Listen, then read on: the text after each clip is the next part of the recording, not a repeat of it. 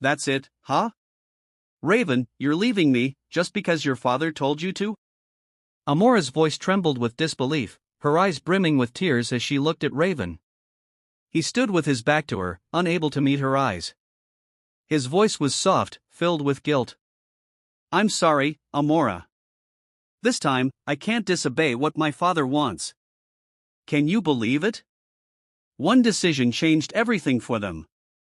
Stay tuned with Dark Voices to find out how this heart-wrenching story unfolds. Too afraid to face her, he walked away without even glancing back, because if he did, he knew it would break him. Raven! Amora's last desperate cry escaped her lips as she held on to her belly protectively. He never even knew she was pregnant. After that day, when Raven left her without a single explanation, Amora endured the whispers and judgment of her relatives who condemned her for carrying a child with no father. But she didn't let the shame consume her. Instead, she left and distanced herself from those condemning eyes. She fought hard, endured everything for her child, and with the help of her loyal best friend, Aaron, life became bearable. Aaron's support never wavered, and Amora always had someone to lean on. 4 years passed. Life had changed. Amora had just graduated with a degree in business administration on her own merits, and her son, Riley, was growing up strong and bright. Mommy, are you leaving?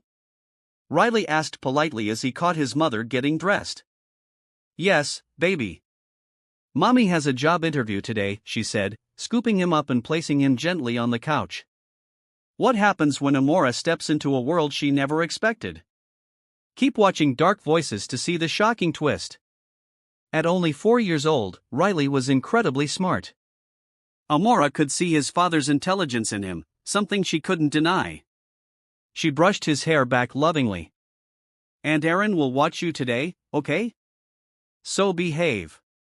Yes, Mommy, Riley replied sweetly, melting her heart. Amora's jaw dropped the moment she arrived at the towering headquarters of the company where she was interviewing. The building loomed above her like a monument to power and ambition. This is it, she whispered to herself, squaring her shoulders. This was her moment to shine. Good morning. You're Miss Amora Noble, a man asked as he approached. Yes, good morning, Amora replied with a bright smile. I'm Jake. Follow me, he said, turning briskly toward the interior hallway. Amora followed him, trying to steady her nerves. To her surprise, 2 other women were still seated in the waiting area. You know what? We've been sitting here forever just waiting for you, one of them snapped arrogantly. I'm so sorry, Amora apologized quickly. But the woman gave her nothing but a cold glare. Miss Cruz, Jake called, opening a door. The sharp-tongued woman stood up proudly and entered. Don't mind her. She gave me attitude, too, whispered the other applicant beside Amora. I'm Mila, she added with a kind smile. I'm Amora, she responded, grateful for at least one friendly face. A few minutes passed, then Mila was called next. Amora's heart pounded. Her turn was next. When she stepped into the office, her breath caught in her throat. The man seated in the swivel chair had his back turned, but his voice was unmistakable. You think you're fit for this position? He asked, slowly turning to face her. Their eyes met, and everything stopped. Raven, the man who broke her heart, the one she hated with every fiber of her being, was now sitting in front of her as the CEO of the company she was applying to. Neither of them could hide their shock, but they both fought to stay composed. With my dedication and capability? Yes, sir, she answered firmly, though her knees threatened to give out beneath her. She needed this job. There was no room for emotion. The moment she stepped out of Raven's office, Amora rushed to the wall and braced herself. Tears welled in her eyes, but she refused to cry in front of everyone. Not here. She straightened up quickly when she heard the door open, returning to the waiting area. We'll email one of you if you're selected, Jake announced. Amora and Mila both thanked him. Miss Cruz, of course, said nothing. At home, Amora found Riley curled up reading on the couch. Her heart softened instantly. She collapsed beside him, tears finally flowing freely. Aaron noticed. Later, when they sat down together, Aaron offered her some watermelon and asked gently, "Mind sharing it, love?" Amora stared down at the fruit and said softly, "I saw him." Aaron turned her head quickly. "Him, Raven?" She placed the watermelon down. "What? How?" Aaron asked, noticing the tears pooling in Amora's eyes. "He interviewed me today. After 4 years, after leaving me like I meant nothing, he shows up acting like nothing happened. I hate him." Aaron wrapped her arms around her best friend. She didn't say anything. She just held her. Elsewhere, in a spacious living room in an upscale home, Raven sat across from his mother, Lisa. "I saw her again, Ma," he said quietly. Lisa's eyes widened. "How is she? Is she okay?" Lisa had loved Amora like her own daughter and had never forgiven her son for abandoning her. "She's applying as my secretary." Lisa smiled gently. "Be good to her, son. Make up for what you did somehow." Raven nodded silently. Amora was stunned when she received an email from Arvo Corporation. She'd been selected from the 3 applicants to be Raven's secretary. She didn't understand why Raven had chosen her. On her first day, she borrowed Aaron's car and drove to work early. When she arrived, she was surprised to see Neela there too. Confused, Amora approached her. "You got hired, too?" she asked. "Yeah," Neela answered happily. "So, we're both secretaries?" Amora asked in confusion. "Secretaries? What are you talking about?" Neela replied.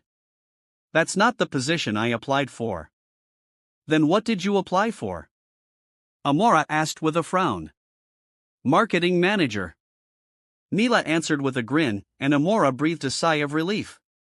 A staff member called Neela. "Miss Robles, this way, please."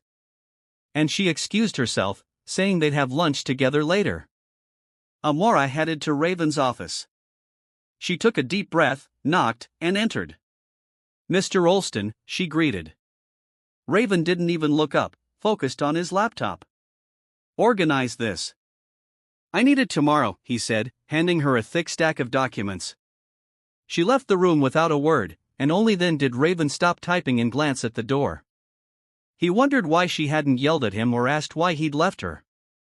Maybe she'd forgotten him. Maybe she had her own family now. The thought drained him. While Amora sorted through the papers, her phone rang. It was Aaron. "How's your first day as secretary to your good-for-nothing ex?" Aaron asked, her voice calm but tight with anger. "He welcomed me with a mountain of paperwork," Amora joked. "Your ex really knows how to make an impression," Aaron said with a laugh before ending the call to prepare lunch for Riley. Back in Raven's office, the sound of a shattering vase echoed. Amora burst in. "Mr. Olston, is everything okay? Didn't I tell you to knock first?" Raven shouted. Amora froze at his sudden outburst. Raven, shocked at himself, looked away. He had no right to be angry. He was the one who had left her Stuart. "I'm sorry," Amora said quietly and started to leave. "I'm sorry," I yelled, Raven said, his voice low. Amora glanced at him, then turned to leave. Not to walk away, but to fetch cleaning supplies. But Raven stopped her. "I'll have someone else clean it." Amora nodded silently, unsure of what had just happened. At lunch, Neela noticed Amora zoning out. "You okay, Amora? You're really deep in thought." "Sorry," she mumbled, shaking it off. Later that evening, Riley ran to greet his mom at the door. His hug instantly melted away all her stress. "Shower up. Dinner's ready," Aaron called from the kitchen. "I thought you went home," Amora said, surprised to see her still there. "It's pouring outside." "I'll head home tomorrow," Aaron replied, glancing at the window where rain lashed against the glass. "What happened at work?" Aaron asked. "He yelled at me. I only barged in because I heard something break." Aaron clenched her fists. "That jerk. If I see him again, I swear." "Calm down, love. You're acting like you're not a model, Amora teased. Look, if you can't face him, there are other companies out there. You don't have to stay, Aaron said seriously. I'm fine, love. I need this job. It's hard to find work these days, Amora replied, not quite telling the whole truth. A month passed. Amora couldn't deny it. Part of her still hoped Raven would explain why he left, but when he didn't, she focused on work.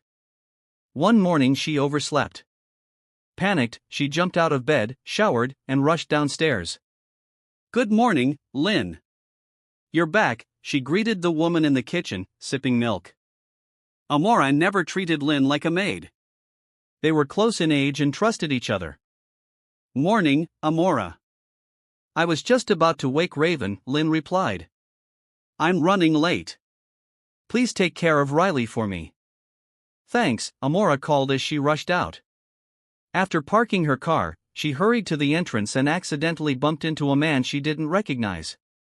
His briefcase fell. Oh no, I'm so sorry, Amora said quickly, picking it up and handing it back. It's okay, thanks, the man replied with a smile. Flustered, Amora excused herself and rushed inside. She knocked 3 times before entering Raven's office. He looked at her seriously. You're early, Miss Noble, he said sarcastically, staring at her. She avoided his gaze. I'm sorry, Mr. Olston. It won't happen again, she said quietly. Over there. I need it now, he said, pointing to the thick stack of papers on the couch. Amora nearly drooled in disbelief at the sight of the paperwork, but she smiled and got to work. At lunch in the cafeteria, Mila leaned in with a dreamy look. Amora, that new executive assistant, he's so handsome. Lower your voice. People might hear you. You're a manager, remember? Amora warned. If anyone talks about me, let them. I dare them, Mila said with a smirk. Amora laughed. Mila reminded her of Aaron, both bold and feisty. We better hurry. I've got a ton to do, Amora said. Suddenly, Mila blushed and stared behind Amora. He's behind you. What? Amora turned and her eyes widened. It was the man she bumped into that morning. He's the new executive assistant, she asked. Mila nodded eagerly and waved him over. Can I join you? He asked. Of course, Mila beamed. I'm Lucas, he said. The new executive assistant. I know, Mila interrupted. I'm Mila, and this is my friend. Amora, she said awkwardly. It's you from the entrance this morning. Nice meeting you, Amora, Lucas said. She bumped into me earlier, Amora explained to Mila with a strange smile. Mila nodded. After lunch, Amora returned to her office to finish Raven's assignment. Mr. Olston, where should I put these? She asked, holding the organized files. Leave them on the table. Also, clear my schedule for tomorrow. I have a family dinner, Raven said, eyes still on his laptop. Family dinner, huh? Amora thought with a wry smile as she returned to her desk. She couldn't help but wonder how Lisa, Raven's mother, was doing. Lisa had always treated her like family. Her phone rang. It was Lynn. Amora, Riley fainted. I don't know why. We're on our way to the hospital with Aaron, Lynn said, panicked. Amora jumped up and rushed to the hospital. Love, how is he? She asked Aaron breathlessly when she arrived. He's okay now. We're just waiting for the doctor, Aaron replied, seeing the terror on Amora's face. Who's the mother? The doctor asked upon entering. I am, Amora answered, stepping forward. Did you know your son has an anaphylactic allergy? The doctor asked. Amora stared at Riley asleep and shook her head. Thankfully, you got him here in time. Anaphylaxis is life-threatening. I gave him a shot to stabilize him. Here are the results. These are the foods he must avoid, the doctor explained, handing her a list. Thank you, doctor, Amora said, her voice shaky. She kissed Riley's forehead, tears streaming down her face. I'm sorry, Lynn said, head bowed. I gave him shrimp and chocolate. It's okay, Lynn. We didn't know. We'll be more careful next time, Amora said gently, placing a comforting hand on her shoulder. You think he got that from? Erin started, but trailed off when she saw Amora staring at Riley's small hand. Yes, Raven had it too. Now Riley, Amora whispered, brushing her son's hand lovingly. While Amora waited for Erin to return with food and Lynn to grab some of Riley's things, her phone rang. It was Raven. She realized she hadn't told him she left. Where the hell are you? Raven's voice came low and sharp on the other end, sending chills through her. Mr. Olston, I'm sorry, she replied. There was an emergency at home, and I couldn't inform you in time. There was a long silence.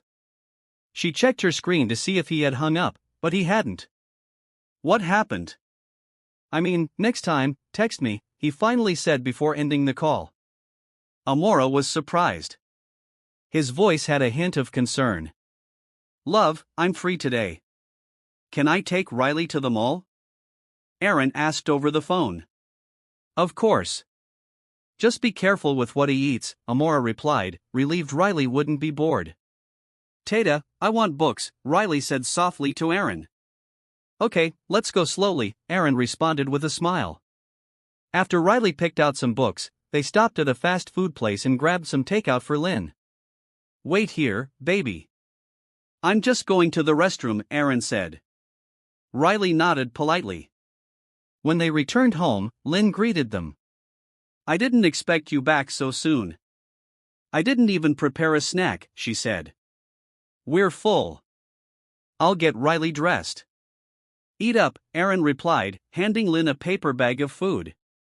Thanks, Lynn said gratefully, touched by Erin's thoughtfulness. Meanwhile, Amora and Mila were walking toward the cafeteria, wondering why Lucas was absent that day. He hadn't informed anyone. Where's Mr. Olston? Mila asked, chewing a cupcake. Family dinner? Amora replied as she popped the last bite of her cupcake into her mouth. It was already 8 p.m. when Amora decided to head home, having stayed late to finish her work for the next day. Tata, Lucas greeted Lisa, Raven's mother. Lucas, how are you?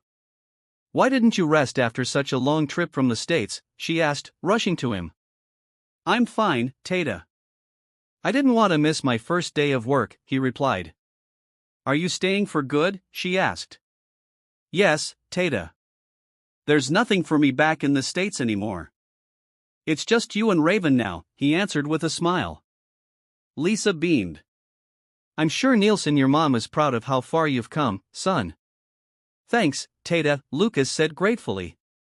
Anyway, where's Raven? You work in the same company. Why didn't you arrive together?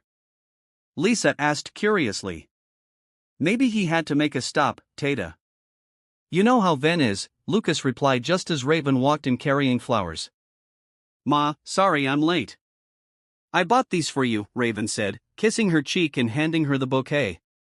Thank you, Ven, Lisa said, smiling warmly. And where's mine? Lucas teased, making Raven playfully smack his arm. So, Tata, any grandkids yet? Lucas joked, but he was looking straight at Raven. You might have one soon if it's up to you, Lisa answered with a sly grin. Lucas laughed. He doesn't even have a girlfriend, Ma. Spoken like someone who also doesn't, Lucas muttered under his breath, and Raven shot him a look. You two are still like kids. So fun to watch, Lisa chuckled. Ma, Tata, both Raven and Lucas said at the same time, clearly embarrassed. So, how was your first day? Lisa asked Lucas. It was great. I even made a friend, Lucas answered happily. Why didn't you let me introduce you at work? You're so mysterious, Raven complained, making Lisa laugh again. Let him be as long as he's happy, she said. That's all I care about for both of you.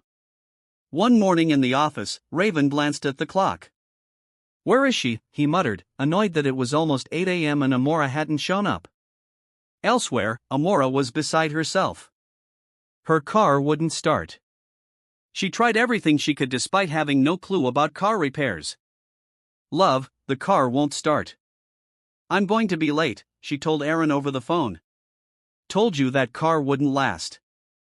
I'll call someone to pick it up. You'll have to commute, Aaron replied. Thanks. Sorry for the hassle, Amora said. No worries. Be safe, Aaron said, knowing Amora hated causing any inconvenience. When Amora finally made it to the office, she quickly fixed herself up and headed to Raven's door. She knocked twice, took a deep breath, and entered. Mr. Olston, good morning, she greeted. Raven sat with his back to her, silent. I thought you said you wouldn't be late again, Miss Noble, he said as he spun his chair around. Amora bit her lip and lowered her gaze. I'm sorry. It won't happen again, she murmured. Don't do that. You're making me, he stopped himself mid-sentence. Amora looked up, confused. He hadn't finished what he was about to say. Sir, she asked. Check your email, Raven replied shortly. Amora left the office and opened her inbox. What the hell does he think I am? A robot, she muttered. Raven had sent a mountain of files to organize. Her head throbbed just looking at them. At lunch, Mila noticed Amora sighing heavily. You sound like someone who hasn't eaten in a week, she said. He's driving me crazy, Amora said, fuming. Who is it? I'll punch them for you, Mila replied, half joking. Amora just shook her head. On her way back to her office, Amora's phone buzzed. A text from an unknown number. Who's this? She asked aloud, reading, Hi, Amora. This is Lucas. I got your number from Mila. Can I ask you to dinner this Friday after work? Amora froze, unsure how to respond. She called Mila immediately. Why'd you give him my number? She asked, voice low. He was persistent. Said he's really interested in you. Sorry, Mila replied. He just asked me out, and I've got so much work. What am I supposed to do? You're both single. What's the problem? Mila teased before hanging up. Amora had no choice but to text Lucas back and agree to dinner. She felt too awkward declining. When the marketing team handed Amora some documents, she immediately brought them to Raven's office for his signature. She knocked twice and entered, catching him rummaging through a drawer. Sir, these need your signature, she said, handing him the papers. Raven looked up and asked, Mind telling me why you were late this morning? My car broke down, sir, Amora explained, hiding her frustration. I see. So, you'll be commuting home? Yes, sir, she answered, noting how slow he was being with his signature. After finishing, he returned the papers to her. She left, puzzled by his questions. At 9 p.m., Amora finished her tasks and rushed to leave, worried Riley might be asleep by the time she got home. I'll drive you home. It's late. It's dangerous, Raven suddenly said, making Amora jump. Ah, sir, I thought you already left, she said, clutching her chest. I had things to finish, Raven lied. In truth, he had waited for her. He didn't want her commuting home alone. Let's go, he said, walking ahead. Amora followed, not daring to refuse. I'm sorry, Raven said, breaking the silence in the car. Amora turned to look at him, surprised. His eyes stayed on the road. Rain suddenly began to pour, forcing him to pull over for safety. Of course, it would rain now, Amora muttered, staring out the window. How are you? Raven asked. I'm fine, she replied softly. She felt the tears rising but fought to hold them back. I'm really sorry, Amora. I was a coward, he said, still not meeting her eyes. Why? She asked. It was the only word she could get out, though there were so many questions inside her. He didn't answer. The rain tapped against the windshield, and with it, her tears finally spilled over. You don't have to explain. I understand, she said quietly. I'm sorry, Raven repeated. Amora's pain slipped out in her trembling voice. Can we just forget the past? We're happy now in our own lives. She looked away again and, after a moment, added, the rain stopped.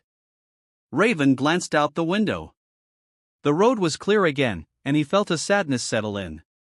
With the rain gone, so was his chance to be with her a little longer. Thank you, Amora said as she stepped out, rushing into her house without looking back. Raven stayed in the car, watching her disappear inside. His tears fell silently. Her words echoed in his mind, "We're happy now in our own lives." Amora, are you okay? Lynn asked when she saw her come in, pale and shaky. Amora only nodded. How's Riley? She asked. He fell asleep waiting for you. I told him the rain was too heavy, so you couldn't get home right away, Lynn replied.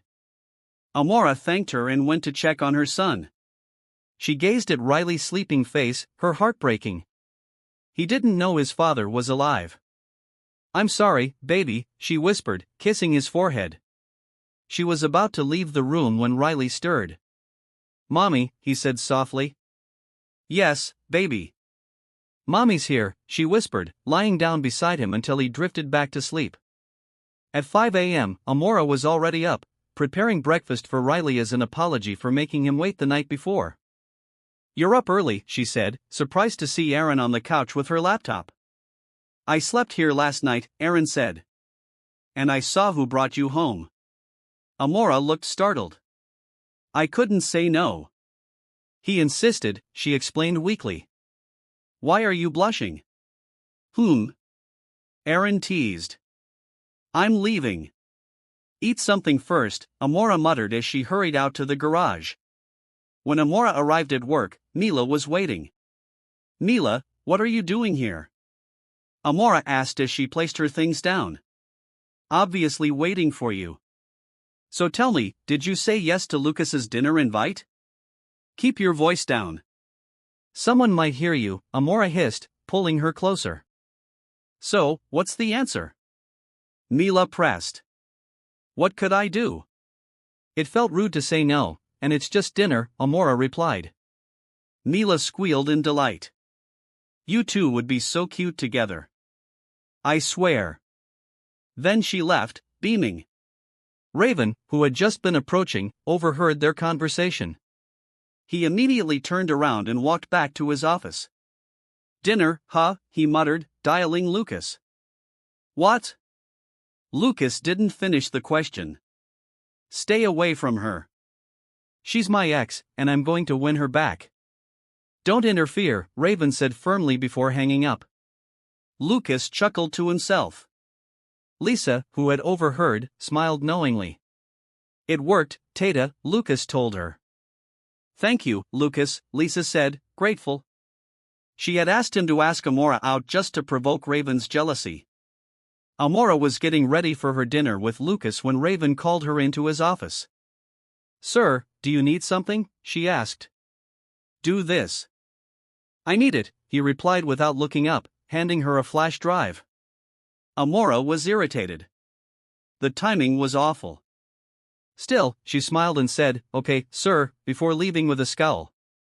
When she opened the flash drive, she saw the enormous number of files she had to arrange. Seriously, what does he think I am? She grumbled.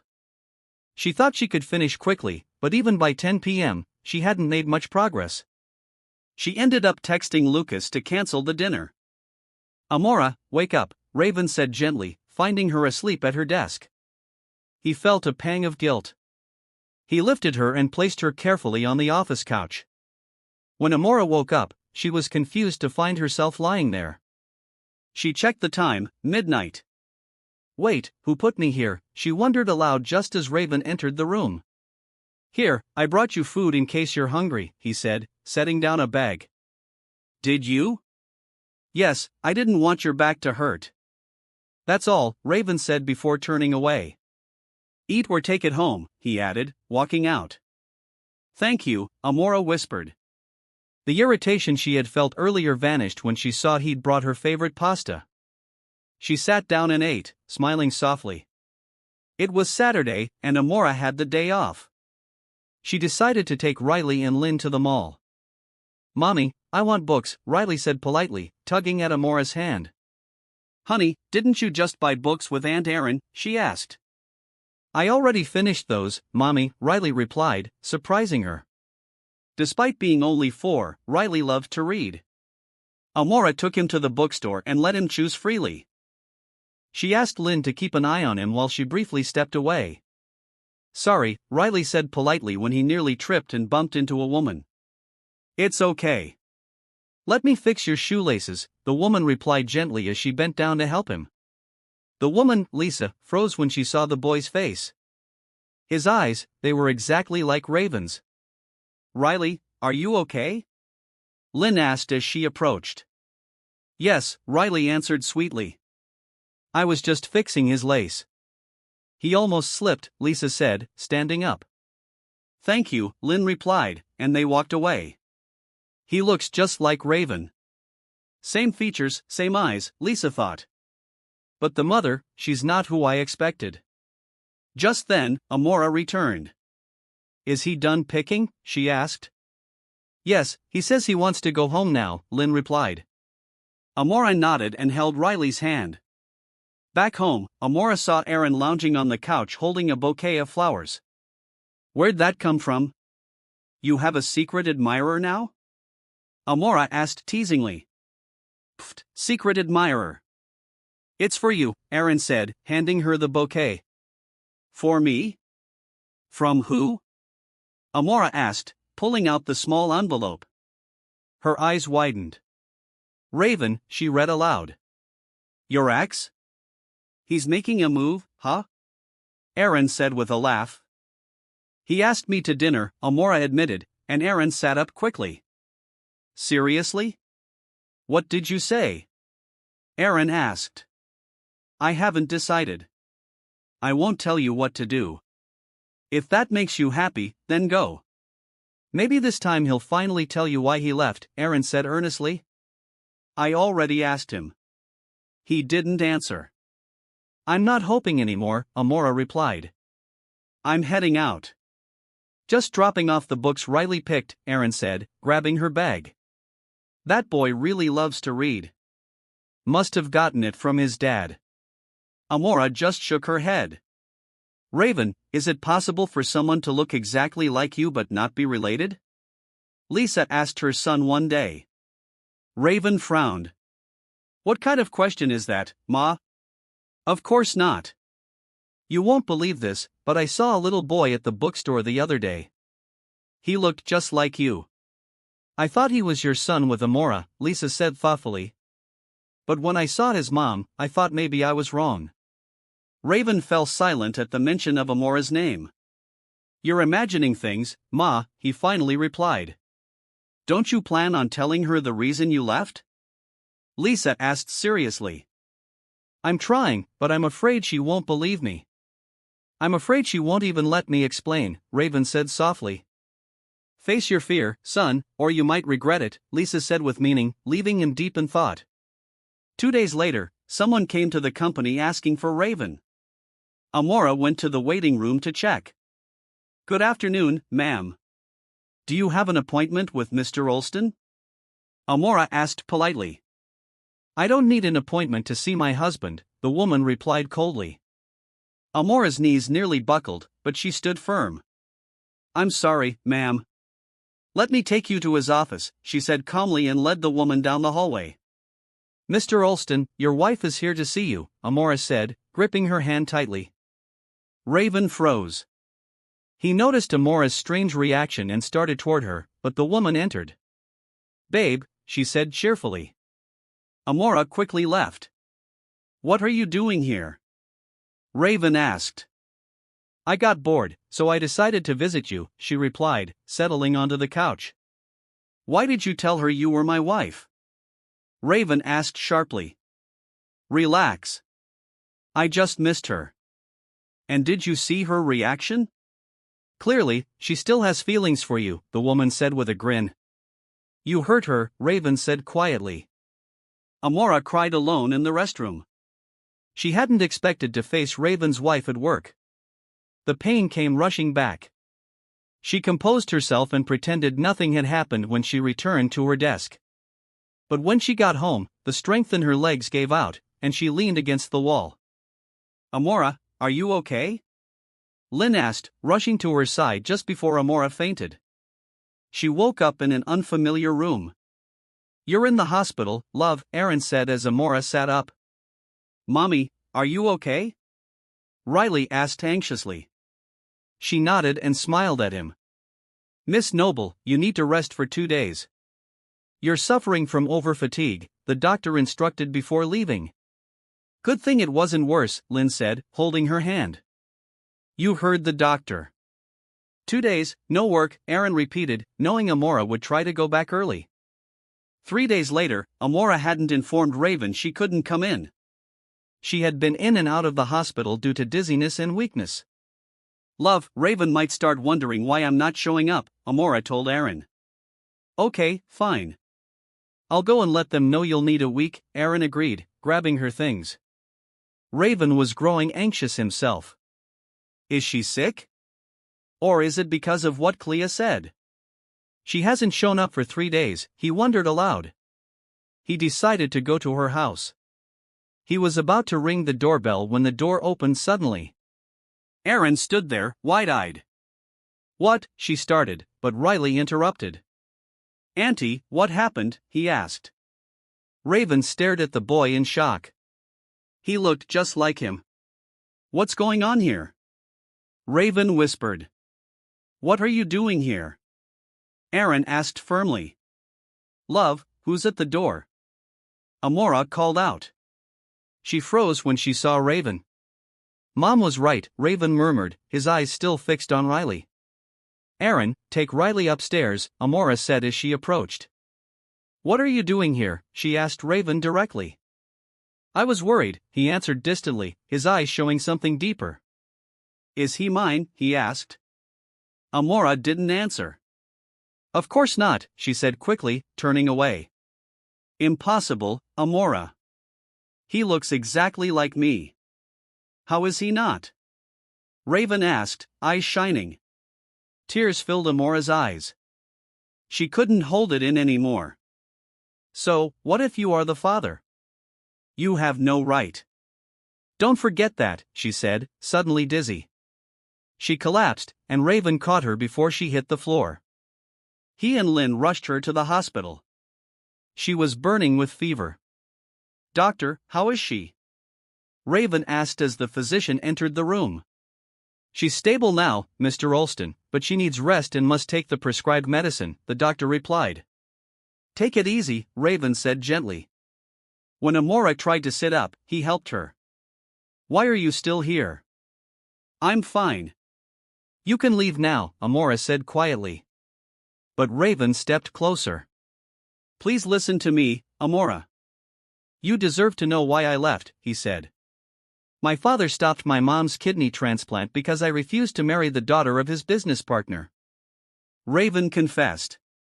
"I had to leave you. I agreed to the engagement to save my mom's life. I'm sorry." He held her hand. Amora stared at him, speechless. She didn't believe him, especially after learning he was married. "Let go of me. You can leave now." "And please don't bother me again," she said, pulling her hand away. "Please, Amora, give me a chance," Raven begged. But she didn't even look at him. Days passed, and Amora's condition improved. Still, every day she received flowers from Raven, which she refused. He also kept asking her to dinner, which she consistently turned down. She returned to work but noticed something strange. Raven wasn't assigning her any paperwork. She spent the entire day sitting at her desk, doing nothing. "Are you sure you're okay?" Mila asked. "Why?" Amora asked back. "You've been restless all day. You're acting more stressed than the CEO of a failing company," Mila teased. "It's nothing," Amora said with a small smile. "Okay, if you say so." After work, as Amora stepped out of the building, Clea appeared in front of her. "Can we talk?" Clea asked. Amora didn't answer right away but eventually nodded.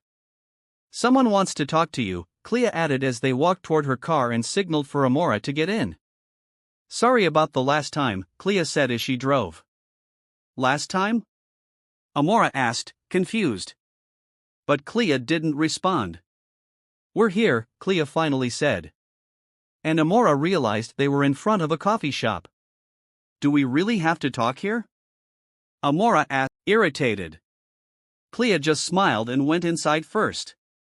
As Amora entered, her eyes immediately found a familiar figure seated from the side. She froze, and then tears started falling. She rushed forward and hugged Lisa tightly. Tata, Amora sobbed. Amora, how are you? Lisa said, returning the embrace. Amora pulled back suddenly, feeling embarrassed in front of Clea, Raven's supposed wife. I'm so sorry, Amora. I hope you know Raven didn't want to leave you. His father forced him, Lisa said. Did Raven ask you to talk to me? Amora interrupted. Of course not, Clea cut in sharply before Lisa could answer.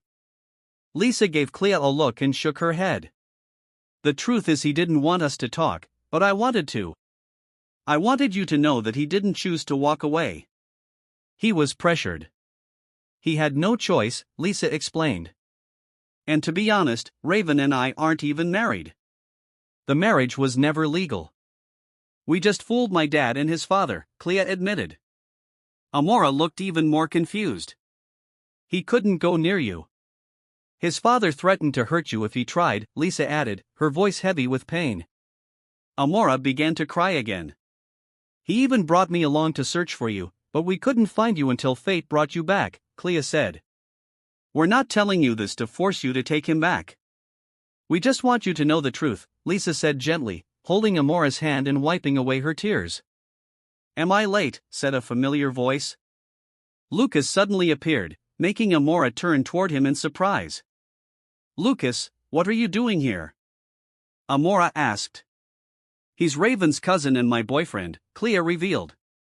Sorry I didn't tell you. And Mila, Lucas added.